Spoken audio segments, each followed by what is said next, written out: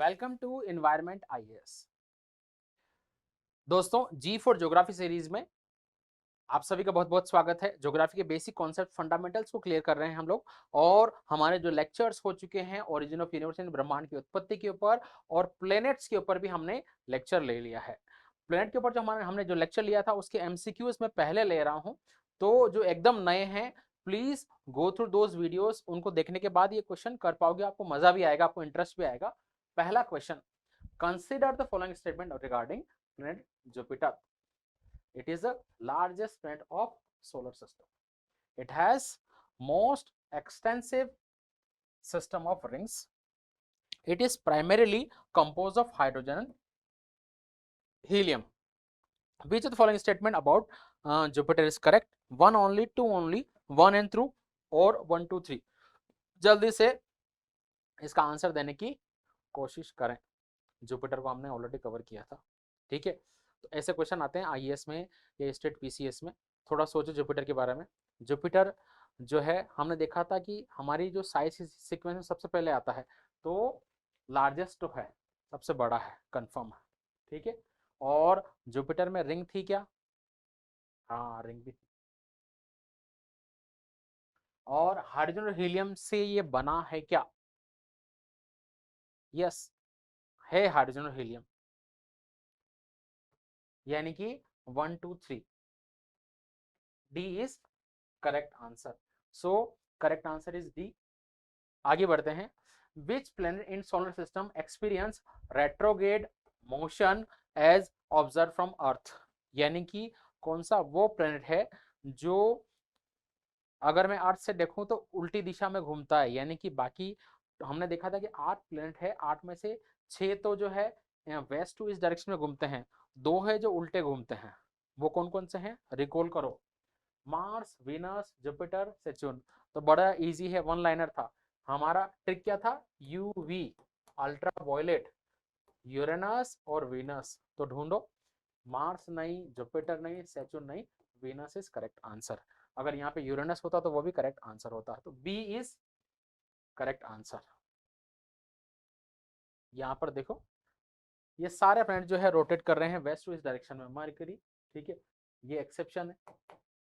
अर्थ देखो, मार्स देखो, जुपिटर देखो, सेचुर्न देखो, और यूरेनस भाई साहब अलग ही डायरेक्शन में रोटेट करते हैं। नेपच्यून का देखो, तो डायरेक्शन कौन सी है? ये वेस्ट है और ये ईस्ट है, तो वेस्ट से ईस्ट में घूम रहे हैं। देखो, वेस्ट से ईस्ट, ठीक है, वेस्ट से ईस्ट, वेस्ट से ईस्ट, वेस्ट से east, west to east, west to east. लेकिन इसका डायरेक्शन देखो उल्टा, ईस्ट टू वेस्ट। और इसका देखो, इसका तो एक अलग डायरेक्शन में नीचे से ऊपर की तरफ जाता है ये, ठीक है। तो ये रेट्रोग्रेड प्लेनेट बोलते हैं इनको, यानी कि और प्लेनेट जिस डायरेक्शन में घूमते हैं उसका उल्टा।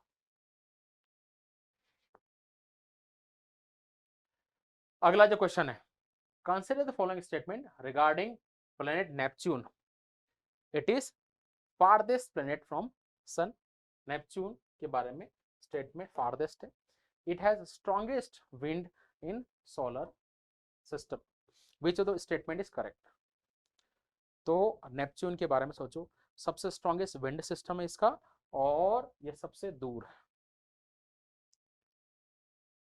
तो मुझे नहीं लगता आपको ज्यादा इसमें परेशानी आएगी स्टेटमेंट 1 में, ठीक है।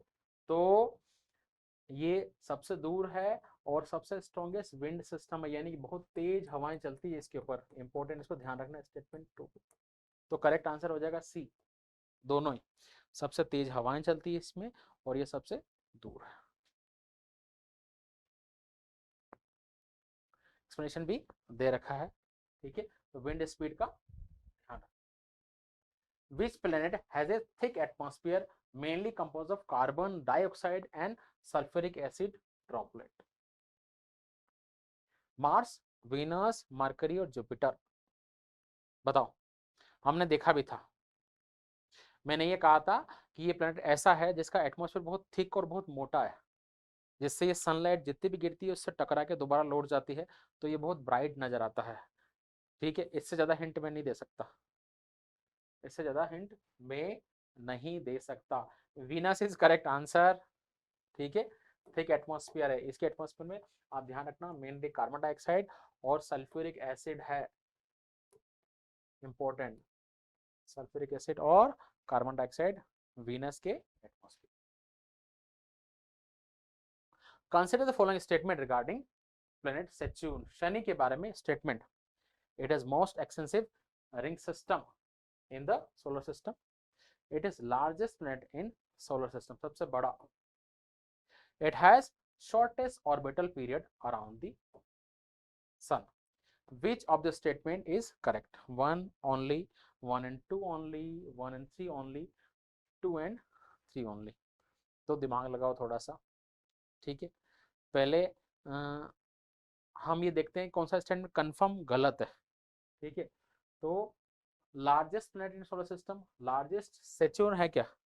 नहीं, जुपिटर था, तो सेकंड गलत है, सेकंड गलत है, यानी कि ये सेकंड यहाँ पर आ रहा है और यहाँ पर आ रहा है, यानी कि बी और डी तो कंफर्म गलत है। वन और ए और सी देखो, मोस्ट एक्सटेंसिव रिंग सिस्टम, हाँ शनि की रिंग तो है और बहुत क्लियरली दिखती है, और it has shortest orbital period around the sun, sun के अराउंड जो है शॉर्टेस्ट ऑर्बिटल पीरियड सेच्यून का है क्या?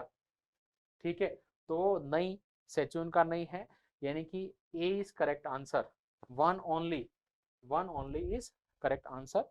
The shortest orbital period around the sun is Mercury, 87 days का, तो ऑर्बिटल पीरियड मरकरी का है, इसका नहीं है। Which planet is often refer to as a red planet, इससे आसान क्वेश्चन तो आपको मिलेगा भी नहीं। लाल ग्रह, ठीक है, मंगल है, मार्स जो है लाल ग्रह है। चलो, consider the following statement regarding planet Mercury, Mercury के बारे में statement. It is the closest planet to the sun, sun के सबसे क्लोजेस्ट है। It has no atmosphere, which of the statement is correct? मान लिया आपको नहीं आता, आपने कभी पढ़ा ही नहीं, ठीक है। एटमॉस्फेयर कहाँ पर होता है? इनर प्लेनेट में होता है या आउटर में होता है? ठीक है, आउटर में होना चाहिए एटमॉस्फेयर, इनर में तो होगा तो या तो कम होगा या बिल्कुल नहीं होगा, है ना। तो मरकरी कहाँ है? इनर प्लेनेट है, तो हो सकता है कि सेकंड करेक्ट हो। क्लोजेस्ट है क्या मरकरी? सीक्वेंस का सोचो, MVEM जैसन, तो मरकरी क्लोजेस्ट है, और यहाँ पर मैं तुक्का लगा देता हूँ एटमॉस्फेयर नहीं है, ठीक है, तो दोनों ठीक निकलने चाहिए, ठीक है। लेकिन इसका एटमॉस्फेयर है, तो इसको करो इनकरेक्ट, और इसको ध्यान रखना, इस पर स्टार मार्क कर रहा हूँ, मरकरी में थोड़ा बहुत एटमॉस्फेयर है, तो correct answer is a, correct answer is. चलो, तो ये थे हमारे जो है प्रीवियस लेक्चर पे एमसीक्यूज, ठीक है, प्रीवियस लेक्चर पे एमसीक्यूज। बाकी जो L3 हम स्टार्ट कर रहे हैं एस्टेरॉइड के ऊपर, एस्टेरॉइड को आज के सेशन में कवर करेंगे, बड़ा इंटरेस्टिंग टॉपिक है, मजा आएगा, नई चीजें सीखोगे, यहाँ से क्वेश्चन भी एग्जाम में आएंगे, आपको क्लैरिटी बढ़ जाएगी। एस्टेरॉइड को बेसिकली हम समझते हैं, हमने बात की थी सोलर सिस्टम की, सोलर सिस्टम में सूर्य है और सूर्य के चारों ओर ग्रह उपग्रह चक्कर लगाते हैं। हमने ये देखा था कि प्लेनेट और सैटेलाइट के अलावा भी सोलर सिस्टम में एस्टेरॉइड होते हैं। इसके अलावा मेटियोराइट्स होते हैं, इसके अलावा कॉमेट्स होते हैं, और इसके अलावा कई अदर रॉक्स होती है। अब इसको समझने के लिए आप देखो प्लेनेट किसको बोलते हैं, इसको समझने के लिए आप ये देखो प्लेनेट, ठीक है, ड्वार्फ प्लेनेट और सैटेलाइट्स, इनके बारे में थोड़ा सा सोचो, आपको ये समझ में आ जाएगा। प्लेनेट किसको बोल रहे थे, जिसकी डेफिनेशन ये थी कि प्लेनेट वो होते हैं जो सूरज के चारों ओर चक्कर लगाते हैं, जिनकी खुद की ग्रेविटी होती है, जो गोलाकार होते हैं, स्फेरिकल होते हैं, और जो अपनी कक्षा को क्लीन करके रखते हैं, वो प्लेनेट होते हैं। ड्वार्फ प्लेनेट कौन से हैं? कि जो सूरज के चारों ओर चक्कर लगाते हैं, जो गोलाकार होते हैं, जिनकी खुद की ग्रेविटी होती है, लेकिन अपनी कक्षा को क्लीन करके नहीं रखते हैं, वो ड्वार्फ प्लेनेट। जैसे प्लूटो, तो ये दो डेफिनेशन तो हो गई। तो एस्टेरॉइड कम से कम ये दोनों तो नहीं होंगे। सैटेलाइट कौन से होते हैं?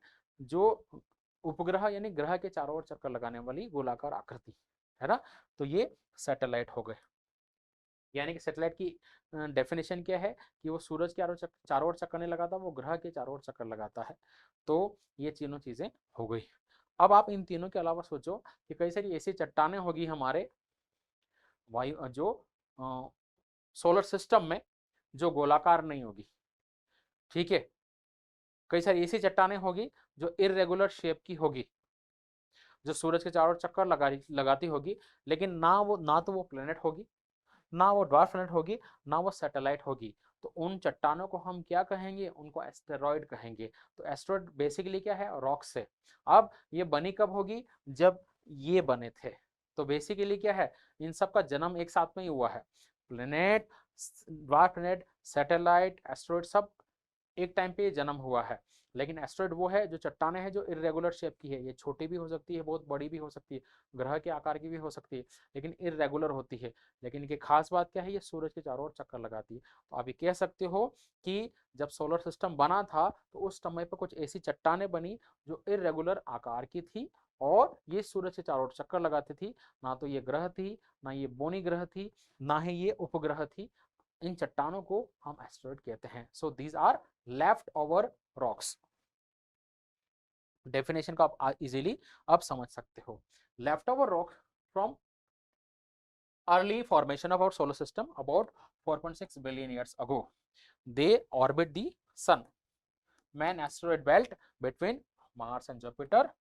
Variety of shapes and sizes. The largest asteroid is Ceres, a dwarf planet. ये याद रखना। बेसिकली क्या है, लेफ्ट ओवर रॉक्स है। और कब बनी थी, जब ये ग्रह उपग्रह बने तो 4.6 बिलियन ईयर्स अगो। सन के राउंड चक्कर लगाते हैं मार्स और जुपिटर, और ये अलग अलग साइजेस में होते हैं, जनरली इरेगुलर शेप होता है इनका। एक जो है सबसे बड़ा जो एस्टेरॉयड, उसका नाम है सेरेस है। इसको ड्वार्फ प्लैनेट भी कह सकते हो। ये एक एक्सेप्शन या अपवाद है जिसका आकार गोलाकार है, ठीक है, और ये सूरज के चारों ओर चक्कर लगा रहा है, लेकिन इसकी क्लियर कक्षा नहीं है, इस वजह से इसको ड्वार्फ प्लैनेट कहा जाता है। लेकिन ये अपवाद है, बड़े साइज का एस्टेरॉयड है। तो याद रखना, सेरेस सबसे बड़ा एस्टेरॉयड है, ठीक है। Asteroid statics. तो कितने सारे एस्टेरॉयड है, बहुत सारे होंगे। नासा के अकॉर्डिंग 13,51,400 के करीब जो है एस्टेरॉयड है। 13 लाख के आसपास, तो बहुत सारे हैं, इसका नंबर याद रखने की जरूरत नहीं है। बहुत ज्यादा इनका मास है, और साइजेस जो है छोटे भी हैं, छोटे चट्टाने भी है, बहुत बड़े यानी ग्रहों के आकार की चट्टाने भी है। Categorisation of asteroid. तो एस्टेरॉयड आपको कहाँ मिलेंगे, ये इंपॉर्टेंट है। एस्टेरॉयड हमारे सौर मंडल में या सोलर सिस्टम में 3 जगह पे मिलते हैं। पहले तो इनका मेन जगह कौन सी है, उसको बोलते हैं एस्टेरॉयड बेल्ट। तो बेसिकली मार्स और जुपिटर के बीच में आपको ये मिलेंगे। So the first and largest group is found between Mars and Jupiter. तो मंगल और जुपिटर की कक्षा के बीच में आपको ये मिलेंगे। तो यहाँ पर आप बना सकते हो कि ये सन है, M V E M J. यहाँ पर देखो, ये सन है, मरकरी, वीनस, ये अर्थ, मार्स और जुपिटर। तो ये देखो, मार्स और जुपिटर की कक्षा के बीच में यहां आपको बहुत सारी चट्टानें ऐसे घूमती हुई दिखाई देगी। किसके बीच में, एम और जे, मार्स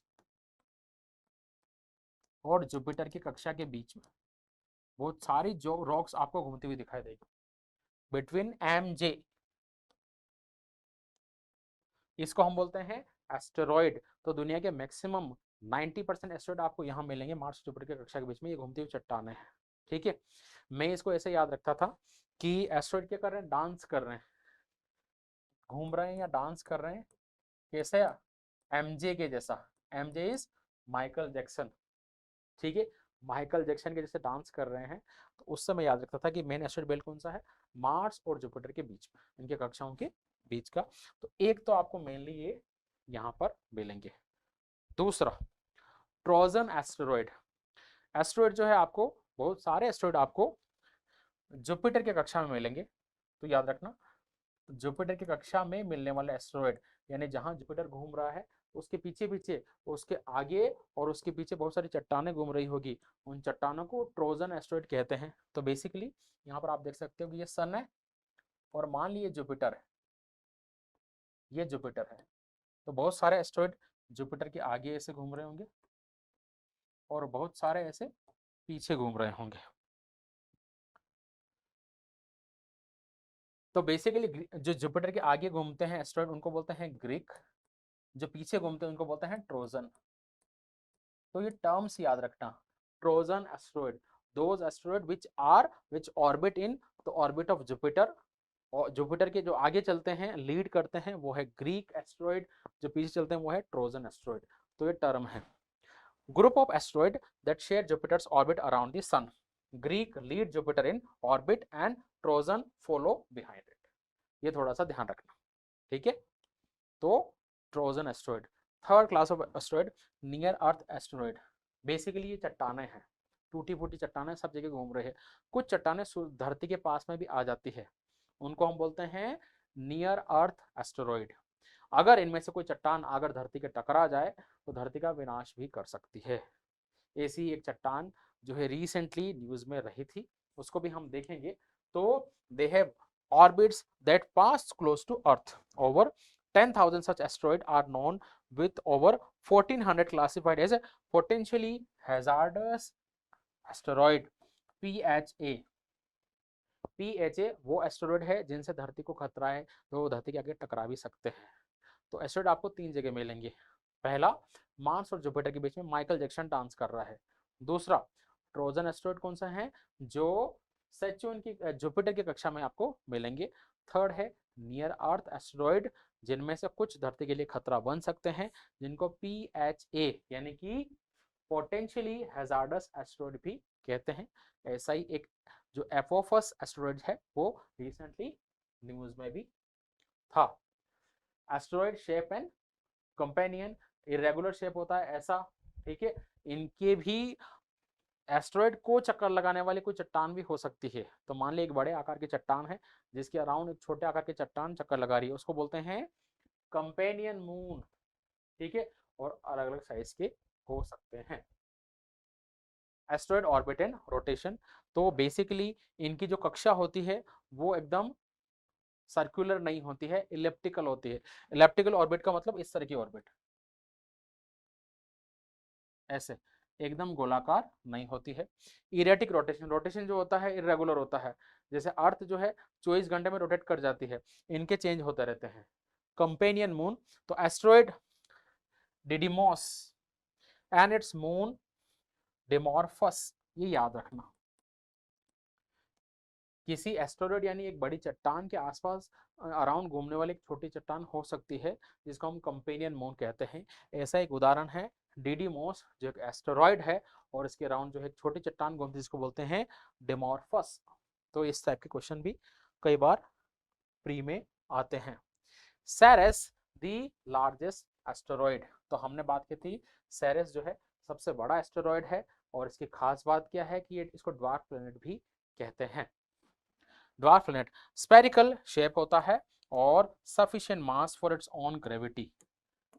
तो हमने ये देखा था कि ड्वार्फ प्लैनेट किसको बोलते हैं, कि जिसका जो सूरज के चारों ओर चक्कर लगाए, दूसरा जिसका गोलाकार आकार हो, और जो है जिसमें सेल्फ ग्रेविटी हो। तो इसमें सेल्फ ग्रेविटी होती है, गोलाकार होता है, सूरज के चारों चक्कर लगाता है, लेकिन ये अपनी कक्षा को साफ नहीं रखता है, ठीक है। लार्जेस्ट एस्टेरॉइड जो है डायमीटर इसका 946 किलोमीटर है, काफी बड़ा है।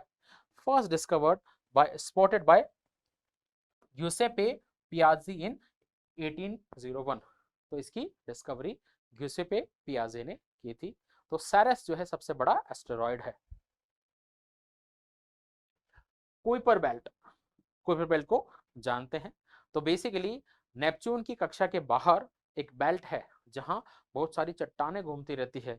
इन चट्टानों में आपको एस्टेरॉइड भी मिल जाएंगे, कॉमेट भी मिल जाएंगे, मेटेओराइट्स भी मिल जाएंगे। इसको कुइपर बेल्ट कहते हैं। तो कुइपर बेल्ट क्या है, मेनली आईसी ऑब्जेक्ट है या रॉक्स है। लोकेशन कहाँ है, 30 to 50 AU from sun. Largest object जो है प्लूटो यहाँ पर मिलेगा आपको। प्लूटो का मून जो है चैरोन है। A region of icy debris extending from 30 to 50 astronomical unit from the sun. The largest known object in the Kuiper belt is dwarf planet Pluto, along with its largest moon Charon. Pluto was once considered as a ninth planet till 2006. मैं आपको Kuiper belt दिखाता हूं, देखो ये sun है,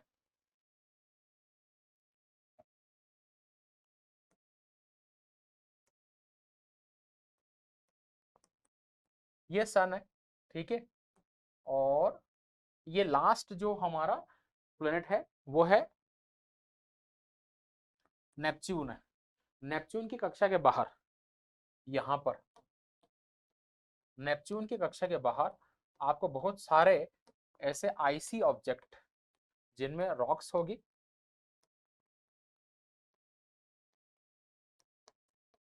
जिनमें asteroid होंगे, जिनमें मेटेओराइट्स होंगे, जिनमें कॉमेट होंगे, और इंक्लूडिंग प्लूटो भी यही घूमता रहता है। आईसी ऑब्जेक्ट प्लूटो भी यही घूमता रहता है। प्लूटो का एक मून भी है जिसका नाम है चैरोन। तो ये सारे यहीं पे घूमते रहते हैं।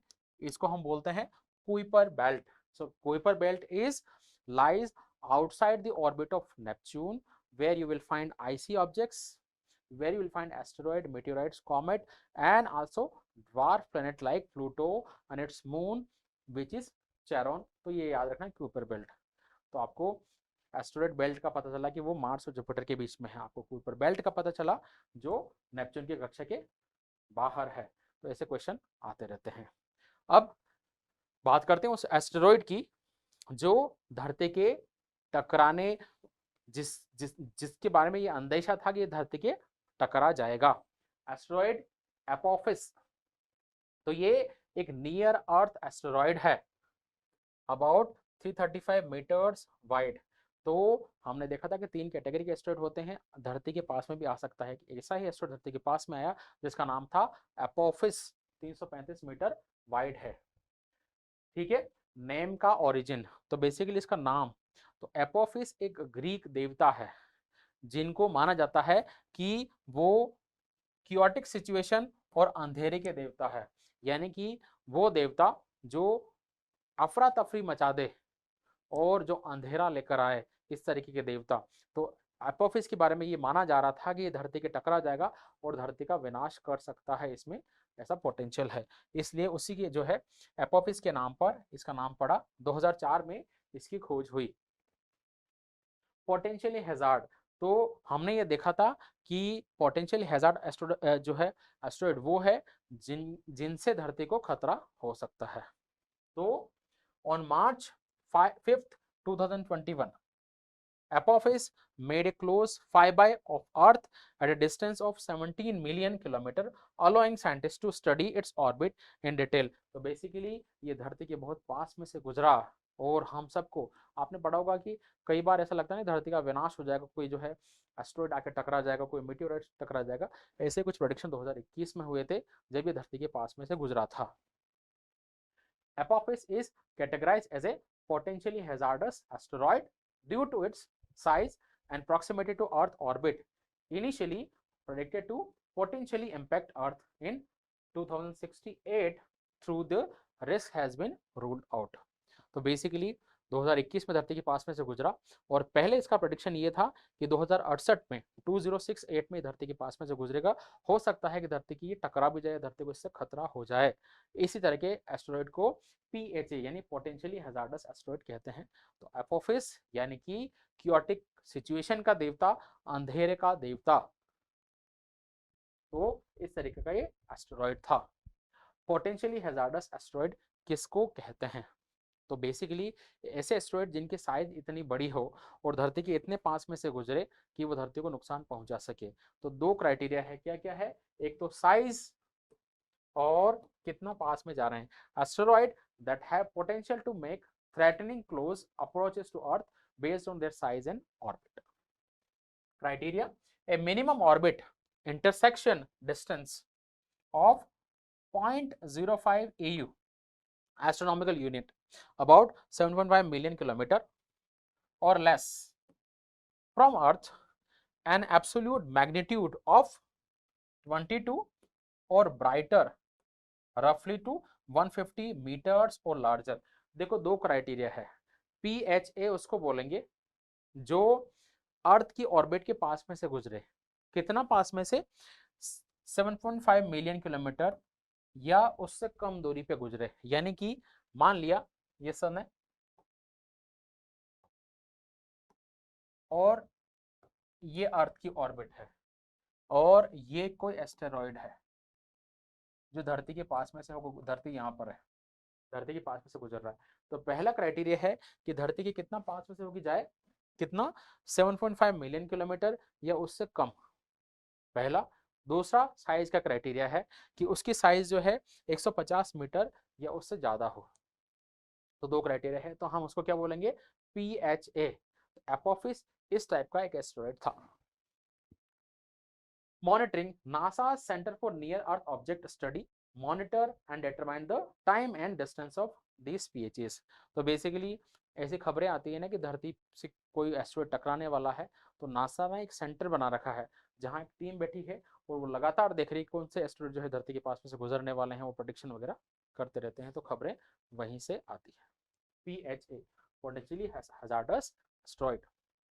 एस्टेरॉइड का कॉम्पोजिशन क्या है, तो बेसिकली ये चट्टानें होती है, रॉक्स होती है। तो asteroid are mainly compose of solid rocks, airless होती है, जनरली एस्टेरॉइड में एयर वगैरह नहीं होती है। They do not have atmosphere और एनी अदर गैसेस एनवेलोप, तो इनका कोई वायुमंडल नहीं होता और गैसेस वगैरह नहीं होती है। और ये रेमनेंट्स यानी अवशेष होते हैं किसके, चट्टानों के शुरुआती शुरुआती टाइम की चट्टानें। स्टडिंग एस्टेरॉइड, तो एस्टेरॉइड का जो स्टडी है, ऑब्जर्वेशन करते हैं, टेलीस्कोप से हम देख लेते हैं कि हाँ ये फला एस्टेरॉइड है। स्पेसक्राफ्ट के मिशन भेजते हैं, नासा के कई सारे मिशन हैं जो एस्टेरॉइड को गए हैं, जैसे एक बेनू एस्टेरॉइड है उसको नासा का एक मिशन गया था, सैंपल वगैरह, तो इनके सैंपल भी कलेक्ट करते हैं जब ये मिशन जाते हैं वहां पर। Importance of asteroid research, asteroid का रिसर्च क्यों कर रहे हैं, इंपॉर्टेंस क्या है, ओरिजिन ऑफ सोलर सिस्टम। तो हमने ये देखा कि जब सोलर सिस्टम बना था उस टाइम पे एस्ट्रॉइड का जन्म हुआ था, तो अगर इसको स्टडी कर लेंगे तो सोलर सिस्टम की उत्पत्ति के बारे में हमें जानकारी मिल सकती है। पोटेंशियल रिसोर्सेज, हमने ये देखा कई सारे एस्ट्रॉइड ऐसे हैं, ऐसा प्रेडिक्शन है, कुछ एस्ट्रॉइड पूरे के पूरे सोने के बने हैं। तो मान लिया एक बहुत बड़ा एस्ट्रॉइड आपको मिले जो मान लिया 10,000 क्विंटल का हो और सोने का बना हो पूरा, तो उसको पकड़ के ले आओ, ठीक है, अपने देश में, या देश में जो है कहीं पे गिर जाए वो, तो वो सोना, तो कितना, 10,000 किलो सोना जो मिल गया आपको या 10,000 क्विंटल सोना आपको मिल गया, तो पूरा देश माला माल हो जाएगा। तो पोटेंशियल रिसोर्सेज भी होते हैं, इनमें प्रेशियस मेटल्स होती है, इस वजह से इंपॉर्टेंस है इनका। और इनका अर्थ पर, क्योंकि धरती से इनको खतरा, धरती को इनसे खतरा भी है, इसलिए इनका हैजार्डस इंपैक्ट असेसमेंट भी किया जाता है, इस वजह से एस्ट्रॉइड न्यूज में रहते हैं। तो हमने एस्ट्रॉइड को डिटेल में कवर किया है, कॉम्प्रिहेंसिवली, हॉलिस्टिकली, सारे इंपॉर्टेंट टर्म्स जैसे एस्ट्रॉइड बेल्ट, कुइपर बेल्ट को आपको याद रखना है, साथ ही साथ एपोफिस जैसे एस्ट्रॉइड के बारे में थोड़ी जानकारी आपको होनी चाहिए। इसके क्वेश्चंस भी हम नेक्स्ट सेशन में लेंगे। I hope you are enjoying our geography classes. Please इसको शेयर करें, क्योंकि जितना आप शेयर करोगे हमें भी मोटिवेशन मिलेगा और डेफिनेटली आपके साथियों को भी इसका फायदा होगा। धन्यवाद आप सभी का।